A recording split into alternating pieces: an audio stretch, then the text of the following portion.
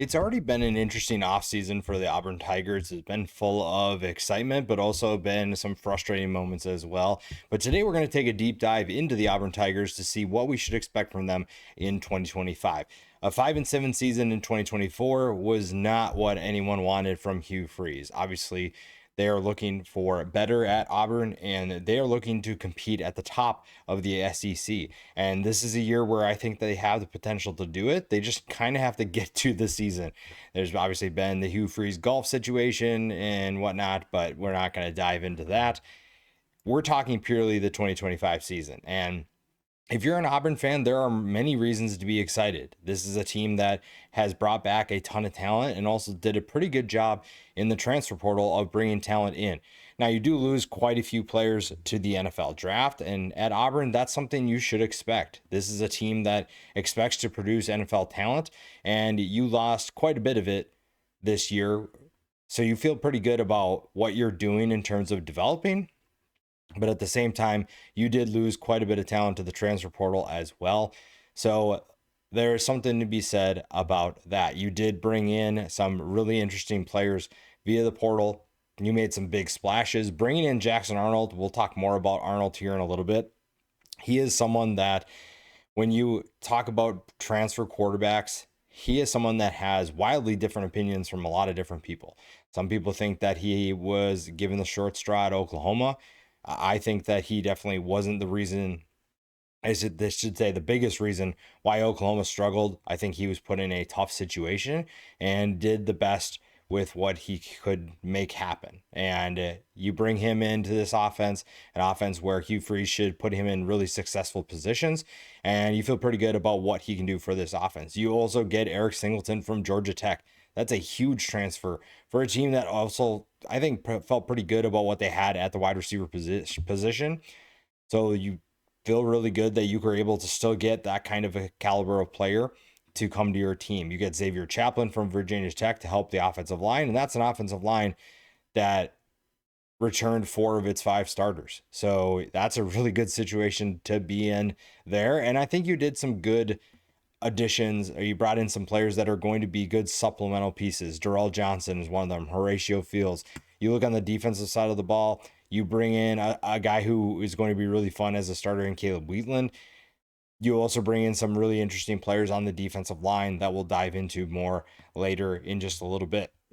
Now, everybody's going to talk about Jackson Arnold. Jackson Arnold is a really interesting player and probably is the biggest X factor on Auburn's offense. Arnold was, I think, just again, kind of got the short straw, if you will. When you talk about offenses, the quarterback position is always going to be under the spotlight. And that's not going to be different at Auburn. It's just there might be a better supporting cast, a more stable situation at Auburn than what he had at Oklahoma.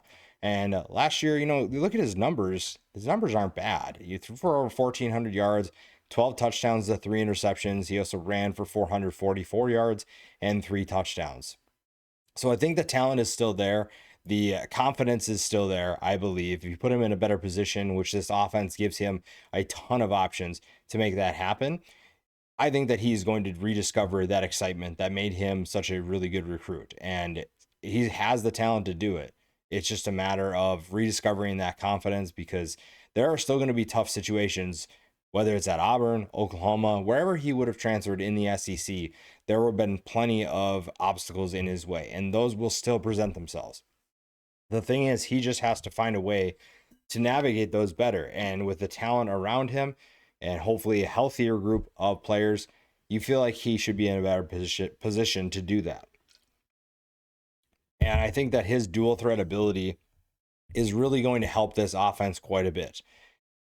Now, you do have some competition behind him, but I think this is Jackson Arnold's job for sure. You bring in Deuce Knight. That's a really exciting player if you're an Auburn fan of what you look for in the future. You have a guy who is definitely set to take over once Jackson Arnold is not going to be the quarterback, or say he struggles. Maybe you look to Deuce Knight and turn the keys over to the offense to a young player. Ashton Daniels comes in from Stanford, a solid depth piece. I don't think anybody's expecting him to start by any means, but you could also add some wrinkles in. You put in Ashton Daniels in different packages. That's a nice piece to have on that roster. He's just not going to raise your ceiling. That's why you get Jackson Arnold. That's how you recruit Deuce Knight. You're looking for ways to get better, but you also found a nice player in Ashton Daniels to raise your floor as well. Now, running the football is going to be a big part of this offense. Now, losing a guy in Jarquez Hunter is going to hurt. You're not going to replace him with one guy. However, you feel good about the pieces that are coming back. Damari Alston only ran for 276 yards and 3 touchdowns, but he is the next guy up in this offense. You also bring in Darrell from UConn, ran for 731 yards and 8 touchdowns last year for the Huskies.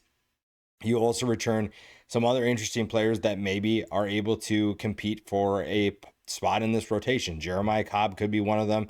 A freshman, Alvin Henderson, is someone to keep an eye on as well.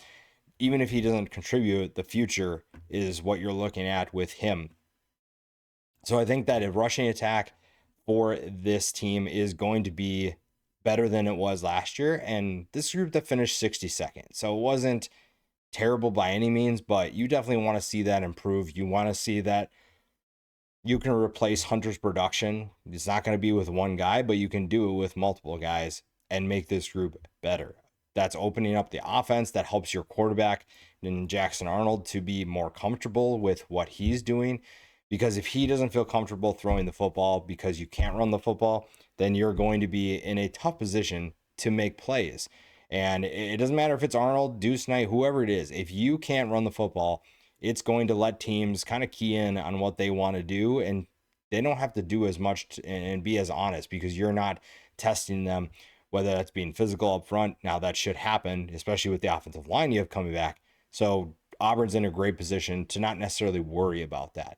Throwing the football shouldn't be a concern by any means. You have one of the best group of wide receivers or just pass catchers, maybe in general, in the entire country. And the wide receiver position is stacked. We talked about bringing Eric Singleton in, and honestly, I think he's a great complement to this offense. You look at what Auburn needs in this offense, you kind of need more of a veteran presence to be able to help some of these younger guys. It's not that they don't have the experience, but bringing in Eric Singleton, a guy who has done things around or really with lesser talent at Georgia Tech, he knows how to get open. He's seen a thing or two. And I think that he is someone that is going to be really fun to watch in this offense because of what he brings to the table. Now, he's going to join an extremely talented group of receivers, a group that got a ton of experience early in their careers. So Eric Singleton is going to be the smaller guy that maybe is going to be the more reliable option to get open, but he is someone who can make big plays.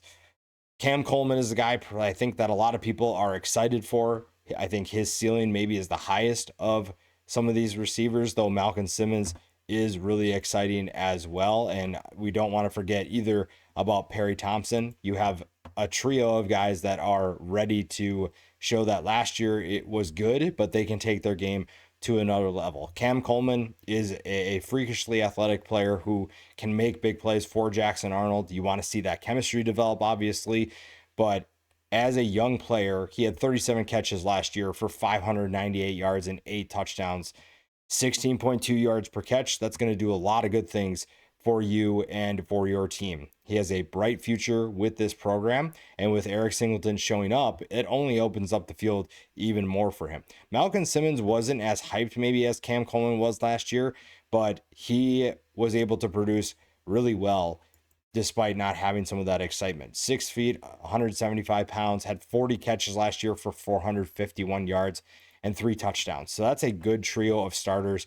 We talked about Perry Thompson, 5 catches, 126 yards. That's 25.2 yards per catch and 1 touchdown. Bryce Kane, 2 catches for 33 yards. So once you get past those starters, you're kind of looking for guys that could potentially step up and be depth pieces. You don't have a ton of production coming back, but that's why you bring in a Horatio Fields from Wake Forest. 39 catches for 463 yards and 4 touchdowns. Now, Thompson and Kane could definitely be guys that step into those rotational roles, but you're going to need someone that is your 4th or even 5th option for Jackson Arnold in this offense. This feels like a group that has a ton of potential to take that step and make sure that this is a much better group than it was in 2024. And I feel like you saw the glimpses of what it could be. And if they're able to reach that, you feel really good about what the passing attack can do this year and be even better. The tight end position is relatively inexperienced. You bring in Preston Howard from Maryland. He had 24 catches for 189 yards. Brandon Frazier had 1 catch last year. The tight end position is kind of more unknown at this point, but with the wide receivers commanding so much of the attention, you don't necessarily have to worry about the tight ends as much. You want to get them up to speed as quickly as possible, but you don't necessarily have to have them contribute right off the bat. And that's just another option. Again, we're looking for that fourth option because Coleman, Singleton, and Simmons are going to be 1, 2, and 3 right now.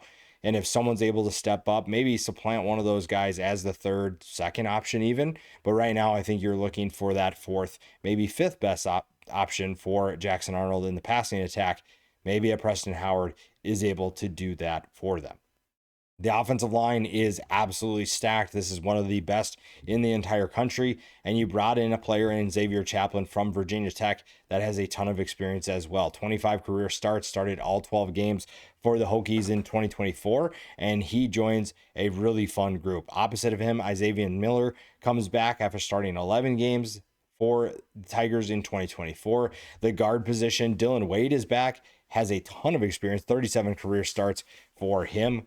I was honestly kind of surprised that he did come back, but that's really exciting for a team that is looking to take big steps in 2025. Opposite of him, Jeremiah Wright, and rounding out the interior, you have Connor Liu as well. So this is a starting five that is going to be up against some of the best defenses in college football, some of the best talent that we'll see in the country.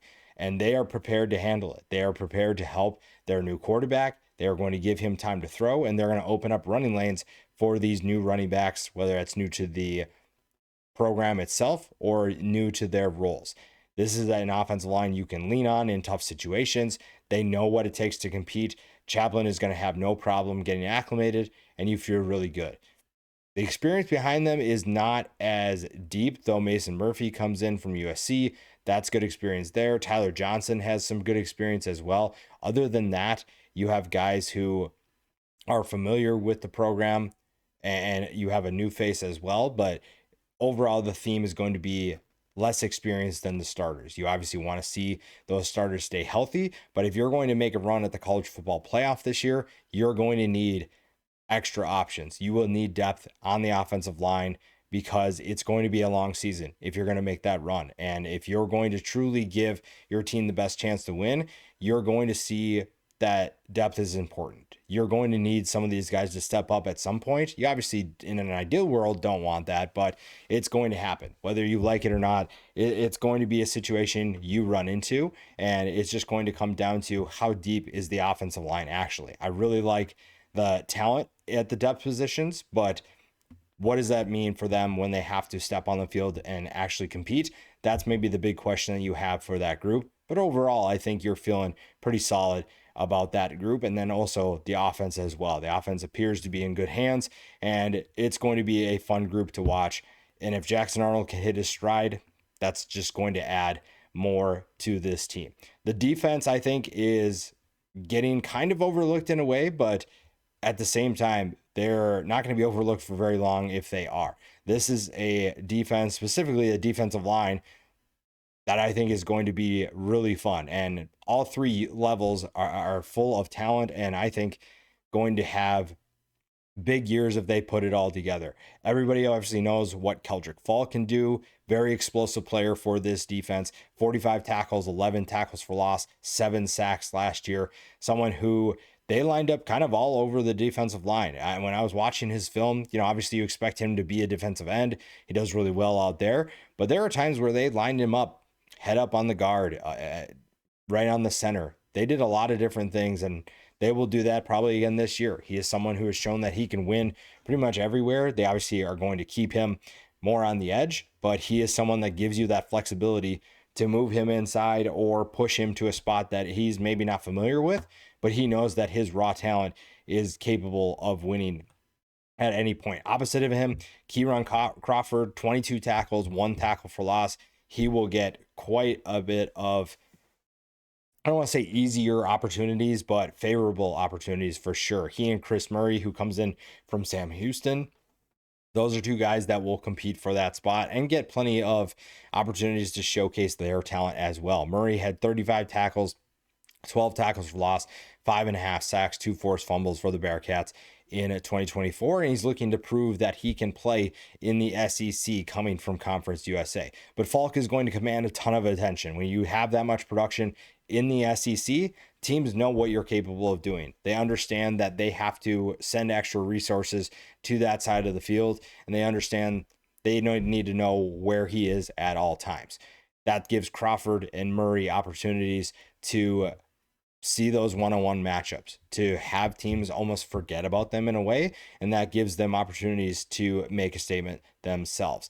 Amaris Williams is another guy to keep an eye on the edge. Jamonta Waller, you have inexperienced guys, but there's definitely talent there. So those are guys that will push for time. I just don't know how much time they're going to see because you have so many talented players in front of them. That's not a bad situation to be in.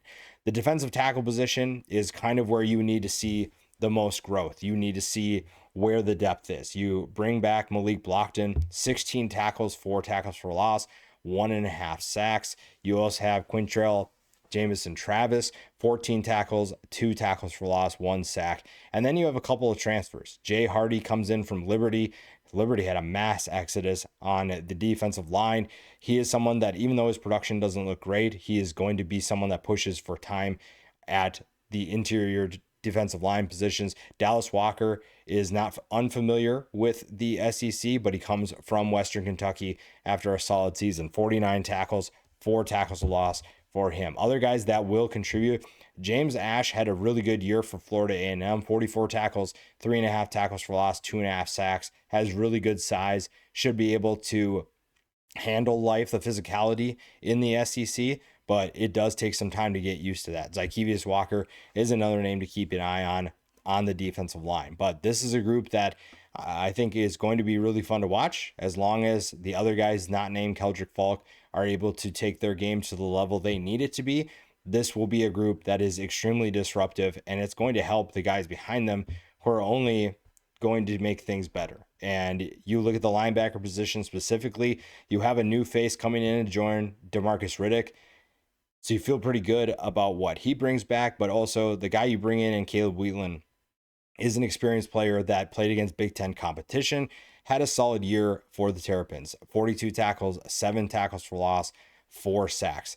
Riddick had a solid year, 27 tackles, 5 tackles for loss, 3 sacks. So that's a starting duo that you feel really good about, an experienced duo that is going to have a big impact on this defense. They're going to get guys lined up in the right spot. They're also going to make sure the guys behind them are ready to go should their number be called. A guy like Robert Woodyard Jr. comes in, or I should say comes back after a 17 tackle season, also had 3 tackles for loss. You bring in Xavier Atkins from LSU, and you have some younger talent that might have to step into the rotation as well. But overall, you feel pretty good about what that group can do because having Riddick and Wheatland as your starters makes things really interesting. Woodyard probably will be a part of that as well, but it's Wheatland and Riddick until further notice. And if the group up front does its job, they're going to have a lot of opportunities to make disruptive plays. They'll have some easier tackles to make because teams have to command so many, or I should say, send so many resources to those guys up front. And that's only going to make the linebackers better. That's only going to ensure that this defense is capable of being disruptive and slowing opposing offenses down. It's going to be difficult. You have to find ways to gain an advantage. And part of that has to do with the guys up front, because if you do that, it also helps the guys behind you. And this is a secondary that's in great hands. You did lose some talent to the transfer portal, but I think that Auburn is in a great position in their secondary. The corners, I think, will be really fun to watch this year. Kane Lee and Jay Crawford are 2 guys that I think you're going to be talking about near the top of the conference, even in the country, as some of the better cornerbacks that you'll see. That'll be really fun to watch. They are going to get tested quite a bit. You look at the SEC talent at wide receiver, the cornerbacks are going to have their hands full. And when you look at the schedule that they face, you're definitely going to get familiar really right off the bat, but also throughout the season with some of the better wide receivers that you'll see in college football. But having Lee and Crawford back makes life a lot easier. You also return Caleb Harris and Sylvester Smith, both of them extremely productive. Harris, 46 tackles, 1 tackle for loss, 3 passes defended, 1 forced fumble. Sylvester Smith, 28 tackles, 2 passes defended, 1 interception. So you want to see this group pick off some more passes in 2025. Creating more turnovers is going to be extremely helpful from the corners, from the safeties. You also see the star position in Champ Anthony. I think that he could take a big step for this team in 2025, but the starters are in really a good position to make that happen.